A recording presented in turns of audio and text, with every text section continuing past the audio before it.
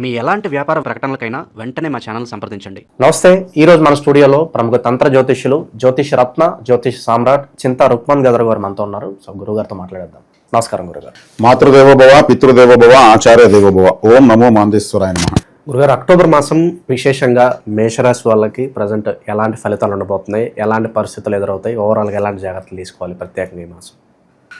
2025 సంవత్సరం అక్టోబర్ మాసంలో మేషరాశి వాళ్ళకు ఎలా ఉందో మనం తెలియజేసుకునే ముందు మేషరాశి గురించి కొన్ని ప్రత్యేకమైన విషయాలు మనం మాట్లాడుకుందాం. ప్రతి మాసం లాగానే ఈ మేషరాశి వాళ్ళకు వీళ్ళ యొక్క ప్రత్యేకతలు నేను చాలా వీడియోల్లో ఎంతో చెప్పడం జరిగింది. ఓవరాల్గా చెప్పాలంటే వీళ్ళకి పూర్తిగా చెప్పడం జరిగిందని చెప్పచ్చు. మరీ ముఖ్యంగా మేషం అనేది కాలపురుషుడికి మొదటి రాశి, తల అని చెప్పచ్చు. మన మేషం నుంచే ప్రారంభమవుతుంది కాలపురుషుడు యొక్క స్వరూపం. కాబట్టి అందుకే వీళ్ళకు హెయిర్ ఫాలింగ్ కానీ, హెడేక్ కానీ, లేదు తలకు సంబంధించినటువంటి దెబ్బ తగలడం కానీ చిన్నప్పుడు జరిగే అవకాశాలు ఎక్కువ అనమాట. ఎందుకంటే అశ్విని నక్షత్రంతోనే మేషరాశి ప్రారంభమవుతుంది. అశ్విని నక్షత్రం వచ్చి కేతువుకు సంబంధించినటువంటి నక్షత్రం. కేతువుకు తల లేదు అసలు. తల రాహు, మొండం కేతువు. అంటే తలలేని నక్షత్రంతో కాలబుడికి తల అయినటువంటి రాశి జ్యోతిష్ శాస్త్రం ప్రారంభమవుతుంది. అంటే ఇక్కడ జ్యోతిష్ శాస్త్రాన్ని రాహుకేతువులు శాసించినట్టుగా, రాహుకేతులు లేకపోతే జ్యోతిషం లేదండి. సర్పగ్రహాలు అంటాం కానీ అవి లేకపోతే అసలు జ్యోతిషం లేదు. వీటికే ఈ సర్ప నక్షత్రాలకే 4 పాదాలతో ఏ రాశిలోనూ నక్షత్రాలు చీల్చబడలేవు. మేషము, సింహము, ధనస్సులో ప్రారంభమయ్యేది కేతు నక్షత్రాలతోనే. మిథునము, తుల, కుంభరాశుల్లో నడి నక్షత్రంగా రాహు నక్షత్రాలు ఉన్నాయి. వీళ్ళకి సంపూర్ణ బలం వీళ్ళకే ఉంది. అందుకే వీళ్ళిద్దరు సంపూర్ణ బలం వీళ్ళకే ఉంది కాబట్టి ఈ రాహుకేతుల మధ్యలోని గ్రహాలు ఉంటే ఏ యోగం పనిచేయదు, కాలసర్ప దోషంగా వచ్చేస్తుంది. కాబట్టి ఈ మేషరాశి అనేది తలలేనటువంటి నక్షత్రం, గ్రహం యొక్క నక్షత్రంతో ప్రారంభమవుతుంది. కాబట్టి వీళ్ళకి తలకు సంబంధించిన సమస్యలు ఉంటాయి. వీళ్ళకి సంబంధించిన విషయాలకు సంబంధించి వీళ్ళకు రాని ఐడియాలు వేరే వాళ్ళకైతే వస్తాయి. వేరే వాళ్ళకైతే ఐడియాలు బ్రహ్మాండంగా ఇస్తారు, వేరే వాళ్ళకైతే బాగా ఉపయోగపడతారు. వీళ్ళ వల్ల వీళ్ళు చూస్తే ప్రయోజనం తక్కువ ఉంటుంది. అందరికీ అన్ని చేస్తావు, మరి నీ విషయంలో నువ్వు ఎందుకు ఫెయిల్యూర్ అవుతున్నావు అంటే దానికి ఏం చెప్పలేరు. అన్నీ సక్సెస్ఫుల్గానే చేస్తారు కానీ ఫెయిల్యూర్ అయిపోతారు. అంటే వీళ్ళకు వచ్చే కాడికి తల వీళ్ళకి పనిచేయలేదని అర్థం. ఇది ఒక ప్రకృతి విచిత్రం అని చెప్పచ్చు. అదేవిధంగా ఈ అశ్విని 1వ పాదంలో ఉన్న వాళ్ళకి కన్ఫ్యూజన్ విపరీతంగా ఉంటాయి. ఎందుకంటే ఈ గ్రహము ఏ గ్రహం అశ్విని 1వ పాదం ఎంటర్ అయిందంటే 0 డిగ్రీస్లో ఉంటుంది. 0, 1, 2, 27, 28, 29 డిగ్రీస్లో ఉన్న గ్రహాలు పని చేయవు. కన్ఫ్యూజన్స్ 0 డిగ్రీస్, 1 డిగ్రీ, 2 డిగ్రీ, 28, 29 ఈ డిగ్రీస్లో ఏ గ్రహం ఉన్నా సరే, ఏ రాశులైనా సరే, ఏ నక్షత్రంలో అయినా సరే, ఈ ఏ రాశులైనా ఈ విధంగా ఉంటే ఆ నక్షత్ర ఆ డిగ్రీస్లో ఉన్న గ్రహం పనిచేయదు. అందుకే 1వ పాదం అంటే ఏముంది, 0 నుంచి స్టార్ట్ అవుతుంది. 4 పాదాలు ఉన్నాయి అశ్వినికి. 1వ పాదంలో పుట్టిన వాళ్ళకి కన్ఫ్యూజన్స్ లైఫ్ టైం ఉంటాయి. ఈ సిరీస్ని ఏ పాదంలో పుట్టిన వాళ్ళకి ఎలా ఉంటుందో కూడా మనం తొందరలో స్టార్ట్ చేద్దాము.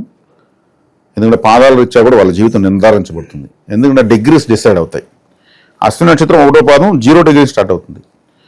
కాబట్టి అశ్విని 1వ పాదంలో ఉన్న వాళ్ళకు కన్ఫ్యూజన్స్ ఉంటాయి. కన్ఫ్యూజన్స్ ఉంటే ఇంక లైఫ్ ఏం బాగుంటుంది. వాళ్ళు ప్రతి ఒక్కటి కన్ఫ్యూజన్. మ్యారేజ్ లైఫ్ కన్ఫ్యూజనే, తర్వాత సంతాన విషయం కన్ఫ్యూజనే, ఉద్యోగం కన్ఫ్యూజనే, వీళ్ళ డెసిషన్స్ కన్ఫ్యూజనే, జీవితంలో ప్రతి ఒక్కటి కన్ఫ్యూజన్లో ఉంటుంది. అయ్యో వాళ్ళంత కన్ఫ్యూజన్ ఒక లీటర్ స్వామి అంత పెట్టుకుని మనం కన్ఫ్యూజ్ అయిపోతాం అంటూ ఉంటారు. వాళ్ళకు 0 డిగ్రీస్లో నేను చెప్పినటువంటి 0, 1, 2, 28, 29 డిగ్రీస్లో గ్రహాలు ఎక్కువగా ఉంటాయి.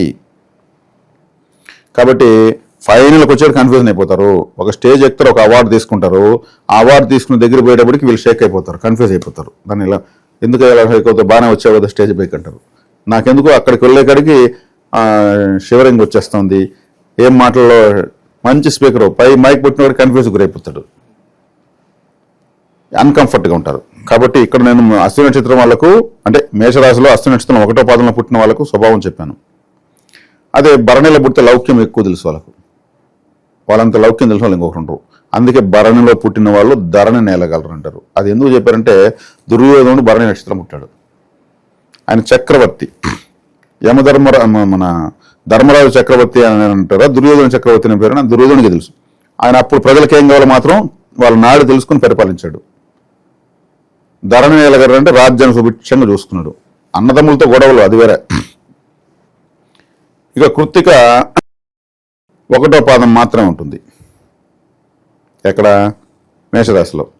మేషరాశిలో 1వ పాదం ఉంటే ఏమి, అది చివరి డిగ్రీస్లో ఉంటుంది. 28, 29 డిగ్రీల్లో, 30 డిగ్రీల్లో ఉంటుంది ఆ పాదం. కృత్తిక 1వ పాదంలో పుట్టిన వాళ్ళు, అశ్విని 1వ పాదంలో పుట్టిన వాళ్ళు విపరీతమైన కన్ఫ్యూజన్స్ ఉంటాయి. ఇది మేషరాశి స్వరూపం. భరణిలో పుట్టిన వాళ్ళు మాత్రం మంచి లౌక్యం, సమాజ లౌక్యం తెలుసుకుంటారు. ఆ అమ్మాయి పుట్టినా అబ్బాయి పుట్టినా అవతల వాళ్ళకి ఎట్లా చెప్పితే మనకు సరెండర్ అవుతారు, ఎలా చెబితే మనకు మంచి జరుగుతుందో అలా చెప్తారనమాట. అంటే మధ్యలో భరణి నక్షత్రం మాత్రం బలంగా ఉంది. ఈ భరణి నక్షత్రంలోనే కామాఖ్య కాళికాదేవి. కాబట్టి మేషరాశి యొక్క ప్రత్యేకతలు ఇప్పటివరకు మనం చెప్పినటువంటి ప్రత్యేకత ఇదనమాట. ఇంకా ఈ మాసం తీసుకుంటే 4వ స్థానంలోకి మన గురు భగవాన్ వారు వెళ్తున్నారు, కంఫర్ట్ జోన్లోకి. వీళ్ళకి మంచిది. ఆడ కేంద్రాలు కోణాలు అనేది కాదు, ఆడ ఉచ్చ స్థితి 4వ స్థానము. వీళ్ళకు విద్యాస్థానం, సుఖ మాతృ స్థానము, వీళ్ళ సొంత గ్రామము, వీళ్ళ సొంత ఊర్లో వీళ్ళకి వాల్యూ పెరుగుతుంది. ఈ మేషరాశి వాళ్ళకు 4వ స్థానం గృహస్థానం కాబట్టి వీళ్ళకి గృహస్థులు అవుతారు. అంటే ఖచ్చితంగా మ్యారేజ్ అవుతుంది. ఒక గృహస్థుడు కావాలంటే మ్యారేజ్ కావాలా. నా గృహస్థానంలోకి ఉచ్చస్థితి గ్రహం వెళ్తా ఉంది. భాగ్యాధిపతి 4వ స్థానంలోకి వెళ్తున్నారు కాబట్టి వీళ్ళకి ఖచ్చితంగా మ్యారేజ్ అవుతుంది. అమ్మాయిలు అయితే తల్లి అవుతారు, అబ్బాయిలు అయితే తండ్రి కూడా అవుతారు. అంటే సంతాన భాగ్యం కూడా ఉంది. సంతాన కారకుడే కదా పోయి ఉచ్చస్థితి పొందుతున్నాడు. కాబట్టి 4వ స్థానంలో గురువు వీళ్ళకి చాలా వేళ్ళు సూపర్. లాభస్థానంలో రాహు సూపర్. శని వక్రంలో ఉన్నాడు, వ్యయంలో ఉన్నాడు, ఆయన అది సూపర్. ఎందుకంటే బాధకాధిపతి బాధించబడుతున్నాడు, ఇబ్బంది లేదు, 0%. ఏలినాటి శని ఉందనేసి ఊరికే దండలో కూడా వేస్తున్నారు. అక్కడ శని ఎట్టున్నాడు, వక్రంలో ఉన్నాడు. అదేవిధంగా 7వ ఇంట్లోకి బుధుడు వస్తున్నాడు. బుధుడు 7వ ఇంట్లోకి రావడం మంచిదే. ఇంటెలిజెన్స్ బాగానే పనిచేస్తుంది. డైరెక్ట్గా మంచి ఇంటెలిజెంట్ ప్లానెట్ ఇంటెలిజెంట్లోకి వస్తుంది. అదేవిధంగా రవి గ్రహం 6, 7 స్థానంలోకి వస్తుంది. రవి నీచబడుతున్నాడు. అంటే ఈ రాశికి 6వ ఇంటి వాడు నీచబడడం మంచిదే. కాస్త ఏదన్నా జ్వరము, వేడి చేయడము, అలాగే ఫుడ్ ఇబ్బంది చేయడము లాంటివి కొంచెం ఉంటాయి, అది చూసుకోవాలి. ఇక మేషరాశి వాళ్ళకి గడిచినటువంటి గ్రహణము మంచిదే. లాభస్థానంలో గ్రహణం జరిగింది. 6వ ఇంట్లో 5వ ఇంట్లో కేతు ఉన్నాడు. 5వ ఇంట్లో కేతు అంటే మోక్షకారకుడు, అంటే మంత్ర సాధన అనేటువంటి సాధనం, కులదేవత అనే సాధనలో ఉన్నాడు కాబట్టి వీళ్ళ కులదేవత ఆరాధన చేసుకుంటే మంచిది. వీళ్ళ కులదేవత తెలియకపోతే ఇష్టదైవం దగ్గరికి వెళ్ళొచ్చు. ఏదో ఒక అంటే ఆయన వచ్చి మోక్షకారకుడు కాబట్టి మోక్షం అనేది దైవ సంబంధమైనది కాబట్టి దైవ సంబంధమైనటువంటి ఆరాధనలు ఎక్కువ చేసుకోవడం వల్ల బాగుంటుంది. లేదంటే కేతు వ్యతిరేక ఫలితాన్ని ఇస్తాడు. సంతాన స్థానం ఉన్నాడు కాబట్టి, నేను గురువు వచ్చాడని చెప్పాను కదా, సంతాన కారకుడు, కానీ సంతాన స్థానంలో కేతు ఉన్నాడు కాబట్టి దైవ ఆరాధన ఎక్కువ చేసుకోవాలి. వీళ్ళ ఇష్టదైవమా కులదైవమా ఏదో ఖచ్చితంగా ఆరాధించాలి. ఇకపోతే శుక్రుడు ఈ రాశికి 6వ ఇంట్లో నీచబడుతున్నాడు. ఈ రాశికి శుక్రుడు ద్వితీయ సప్తమాధిపతి, అంత మంచోడేం కాదు. అంత మంచి ఈ రాశికి చెడ్డ గ్రహము నీచబడడం మంచిదే. ఎప్పుడు కూడా చెడ్డవాడు చెడిపోవాలి. శని వక్రించున్నాడు కదా, మంచిదని చెప్పాను. శుక్రుడు నీచబడాడు, మంచిదని చెప్పాను. రవి 5వ ఇంటి వాడు నీచబడుతున్నాడు, 5వ ఇంట్లో కేతు ఉన్నాడు. కాబట్టి కులదేవత ఆరాధన చేయాలి కంపల్సరీ. వీళ్ళు కులదేవత ఆరాధన ఎంత ఎక్కువ చేసుకుంటే అంత మంచిది ఇప్పుడు రాబోయే రోజుల్లో. అది సంతానపరమైన సంతాన విషయంలో సమస్యను చూపిస్తుంది. కానీ సంతాన కారకుడు 4వ ఇంట్లో ఉన్నాడు కాబట్టి దాన్ని అధిగమించడం దారి దొరుకుతుంది. ఇది తర్వాత కుజుడు అష్టమంలోకి వచ్చాడు. వీళ్ళకి సంబంధించినటువంటిది సక్సెస్ సీక్రెట్ అనేది ఎవరికైతే చెప్తారో బయట పడతారో ఇంకా సక్సెస్ లేదంతే. నా సక్సెస్ ఫార్ములా ఇది తెలుసా అని పేపర్ వేసి చూపించారనుకో క్లోజ్. ఎప్పుడు చెప్పకూడదు. ఈ మాసం కాదు కదా, మేషరాశి వాళ్ళ లైఫ్లో ఎప్పుడు వీళ్ళు సక్సెస్ ఫార్ములా చెప్పకూడదు. వీళ్ళకి సంబంధించి ఇంకొకరు కావాలి వీళ్ళు హెల్ప్ చేస్తారు, అది కూడా నువ్వు ఇలా చేసుకో సక్సెస్ అవుతావు చెప్పొచ్చు. నేను పలానా చేసి సక్సెస్ సాధించబోతున్నా అంటే ఇంక కాదు. కానీ ఇలా చెప్పకుండా తప్పదు వీళ్ళకు. కాబట్టి వీళ్ళు వివాహానంతరమే అందుకే డెవలప్ అవుతారు. ఏం చేసినా వాళ్ళ పేరుతో చేయడము, ఏం చేసినా వాళ్ళని అడ్డం పెట్టుకుని చేయడము, భార్యను అడ్డం పెట్టుకుని చేయడం వల్ల డెవలప్ అవుతారు. ఇంకొకరిది వీళ్ళ ఎఫర్ట్ ఇంకొకరిది అంటే వీళ్ళు డెవలప్ అవుతారు. వీళ్ళ ఎఫర్ట్ వీళ్ళది అంటే డెవలప్ కారు. కష్టం వీళ్ళది, పేరు ఇంకొకరిది ఉండాలి. ఇప్పుడు చెప్పారు వీళ్ళ కష్టానికి ఇంకొకరు బోర్డు తగిలించాలి. బయట వాళ్ళైతే ఏం లాభము, భార్య అయితే ఆటోమేటిక్ ఎనర్జీ లెవెల్స్ మెటీరియల్ అవుతాయి. లేట్ మ్యారేజెస్ కలిసి వస్తే బాగా వీళ్ళకి బ్రహ్మాండం కలిసి వస్తాయి. లేట్ మ్యారేజ్ చేసుకోవాలి వీళ్ళు. అందున వీళ్ళు లవ్ మ్యారేజ్ చేసుకున్న లైఫ్ స్పాయిల్, మేనరకం చేసుకున్న లైఫ్ స్పాయిల్. అరేంజ్ మ్యారేజ్ చేసుకోవాలి, కొంచెం లేట్గా చేసుకోవాలి, లైఫ్ సెట్ అవుతుంది. తొందరగా చేసుకుంటే మాత్రం అరేంజ్ మ్యారేజ్ అయినా కానీ కొన్ని ఇబ్బందులు ఖచ్చితంగా వస్తాయి. అది ఈ రాశి యొక్క ఏలినాటి శని అన్నారు కాబట్టి పెట్టుబడులు పెట్టుకోకూడదు అని చెప్పి కొంత భావన ఉంటుంది. సో హ్యాపీగా పెట్టుకోవచ్చు అంటారు ఏదైనా ఇన్వెస్ట్మెంట్స్ ఏదన్నా. అంటే ఇక్కడ వచ్చారంటే ఈ మేషరాశి వాళ్ళకు చెప్పాల్సింది ఏంటంటే లేట్గా మ్యారేజ్ చేసుకుంటున్న వాళ్ళు ఏలినాటి శని వాళ్ళకి లెక్కలేదు. ఎందుకంటే అంతకన్నా ఎక్కువ కష్టాలు వీళ్ళు పడిపోయారు. ఇప్పటికే లేట్గా మ్యారేజ్ చేసుకునేటప్పుడే అంతకన్నా ఎక్కువ కష్టాలు పడిపోయినటువంటి జీవితం వీళ్ళది. కాబట్టి ఇక్కడ వీళ్ళు ఏలినాటి శని భయపడేటువంటి పరిస్థితులు వీళ్ళు ఉండరు. ఇప్పుడు చదువుల్లోనూ ఇప్పుడు ఉన్నత విద్యలకు వెళ్తూ అంటే మెచ్యూరిటీ లెవెల్స్ బట్టి కూడా గ్రహాలు వీళ్ళకు ఏ రాశికైనా వాళ్ళ ఏజ్ బట్టి వయసు రీత్యా జ్యోతిషం ఒకటి ఉందండి. వయసు రీత్యా ఇప్పుడు మేషరాశి వాళ్ళందరికంటాము అప్పుడే పుట్టిన బిడ్డకు ఇప్పుడు నేను చెప్పిన పని చేస్తాయా? ఇప్పుడు చనిపోయే వ్యక్తికి ఉంటాడు, అది చనిపోవాలనే కర్మ సిద్ధాంతం ఉంటుంది. ఈ రాశి వీళ్ళు పెట్టుబడులు పెట్టుకోవచ్చు అంటాం. ప్రాణం కాపాడుకుంటే ఎక్కువ పెట్టుబడి ఎలా పెట్టుకుంటాడు? వివాహం చేసుకుంటే మంచిది అంటాము. వివాహం ఎవరికొస్తుంది? ఆ రాశిలో యుక్త వయసుకు వచ్చిన వాళ్ళకే. కాబట్టి వయసు రీత్యా జ్యోతిషం ఒకటి ఉంది, దీన్ని ఇంకా నేను తీసుకురావాలా. కాబట్టి ఇప్పుడు వివాహ వయసులో ఉన్న వాళ్ళకి మంచిది. ఏలినాటి శని ఉంటే కూడా వీళ్ళకి లెక్కలేదు. దాన్ని 4 ఏలినాటి శని వీళ్ళు అనిపించేసాడు. ఏలినాటి శని రాకపోయినా అంతకు 4-5 రెట్లు బాగా వీళ్ళు అనిపించేస్తారు. కాబట్టి వయసులో ఉన్న వాళ్ళకు, ఉన్నత విద్యలో వెళ్ళే వాళ్ళకంతా ఏలినాటి శని పనిచేస్తుంది. అదే వివాహం చేసుకునేటువంటి వయసు వచ్చిన వాళ్ళు ఇప్పుడు గృహస్థానంలోకి గురువు వస్తున్నాడు కాబట్టి చక్కగా ఏలినాటి శని వీళ్ళకి పని చేయదు. ప్రాక్టికల్ చూసుకోవచ్చు కావాలంటే. ఒక 40-50 దాటిన వాళ్ళు కూడా ఏలినాటి శని భయపడరు. వీళ్ళు భయపడు ఆ టైంలో ఆపోహలు పెట్టుకుంటూ కూడా ఈ వీడియో చూసిన తర్వాత ధైర్యం తెచ్చుకుంటారు. ఆల్రెడీ వాళ్ళు ఒకసారి చూసేసి ఉన్నారు కాబట్టి వీళ్ళకి ఏలినాటి శని రాకపోయినా దాని మించిన దాని జయజనానికి కష్టాలు వీళ్ళు పడి ఉంటారు. వీళ్ళకు ఉన్న ప్రత్యేకత అది, అందుకు చెప్తున్నా. కాబట్టి శనేర అంటే బాగా పరిపక్వత ఉన్నవాడిని బాధ పెట్టాడు, పరిపక్వత లేనివాడిని నేర్పిస్తాడు. ఇది నువ్వు ఇబ్బంది పడితే ఇది నేర్చుకుంటాను. ఈ రాశికి బాధగాధిపతి శనేశ్వరుడు వ్యయంలో పడిపోయాడు. ఏలినాటి శని వీళ్ళకు 2.5 years పనిచేయదు. 2.5 years తర్వాత పనిచేస్తుంది. అది కూడా ఎట్లా పనిచేస్తుంది? అశ్విని వాళ్ళని మొదట బాధ పెడుతుంది, ఆ నక్షత్రంలోకి వస్తుంది కాబట్టి. మళ్ళా భరణి వాళ్ళని ఆ నక్షత్రంలోకి వస్తుంది కాబట్టి మళ్ళీ కృత్తిక వాళ్ళను ఏ నక్షత్రంలోకి ఎంటర్ అవుతుంటే ఆ నక్షత్రం వల్ల నాలో తొక్కుంటూ వెళ్తాడు ఆయన.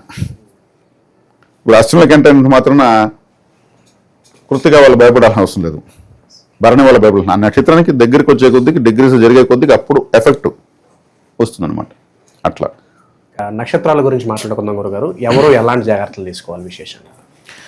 ఇక్కడ అశ్విని నక్షత్రం అనేటువంటి మనం ఆహార పదార్థాలు తెలియజేస్తున్నాము. అశ్విని నక్షత్రం అనేది లెమన్ రైసు, మనం తినేటువంటి మురుకులు అదేవిధంగా ఉన్నటువంటి పదార్థాల్లోనే కూడా తెలియజేస్తుంది. భరణి నక్షత్రం అంటే మనం ఆపాలు అంటాం కదా, ఆపం అనేది భరణి నక్షత్రం. కృత్తిక నక్షత్రం అంటే మనకు వడలు, గారెలు, వడలు లాంటివి. కాబట్టి అశ్విని నక్షత్రం వాళ్ళు ఆపాలు ఎక్కువగా తినచ్చు, సంపత్తార నక్షత్రానికి సంబంధించిన ఆహారము. భరణి నక్షత్రం వాళ్ళు వడలు ఎక్కువ తినచ్చు, కృత్తిక నక్షత్రం వాళ్ళు జిలేబీ ఎక్కువ తినచ్చు. వీళ్ళకు ఫేవరెట్ ఫుడ్ అనమాట. అదేవిధంగా మనము వేద నక్షత్ర సూచన చేస్తున్నాము. ఏ నక్షత్రం వాళ్ళు వివాహం చేసుకోకూడదు, బంధుత్వం చేయకూడదు, ఫ్రెండ్షిప్ చేయకూడదు అనేసి.